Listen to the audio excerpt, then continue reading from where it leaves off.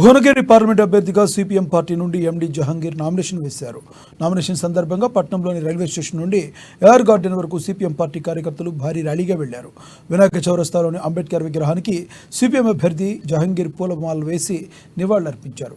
ఇక సిపిఎం అభ్యర్థిని గెలిపించాలని, మతోన్మాద బీజేపీని ఓడించాలని సిపిఎం పాలిట బ్యూరో సభ్యులు బివి రాఘవులు, రాష్ట్ర నాయకులు చెరుపల్లి సీతారాములు, జూలకంటి రంగారెడ్డి పిలుపునిచ్చారు.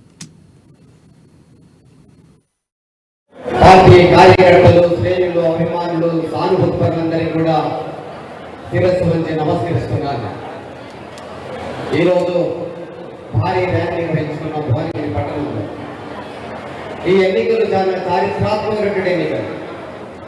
ఈ ఎన్నికల్లో ఒకవైపు మతోన్మాదులు నిలబడ్డారు, ఒకవైపు అవకాశవాదులు నిలబడ్డారు, ఒకవైపు విప్లవకారులు నిలబడ్డారు.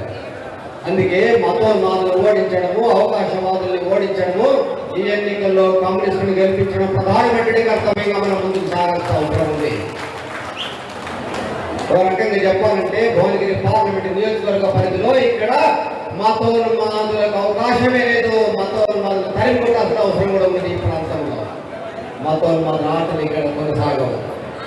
ఎందుకంటే ఈ ప్రాంతం గ్రామాన కూడా కమ్యూనిస్ట్ పార్టీ, మార్క్సిస్టు, ఎర్ర జెండా రెపరెపలాడినటువంటి గ్రామాలన్నీ కూడా 7 అసెంబ్లీ నియోజకవర్గాలు, ఒక చారిత్రాత్మకమైన నియోజకవర్గాలు ఈ ప్రాంతంలో ఉన్నాయి. ఒకవైపు అవకాశవాదులు చూడండి, మీరు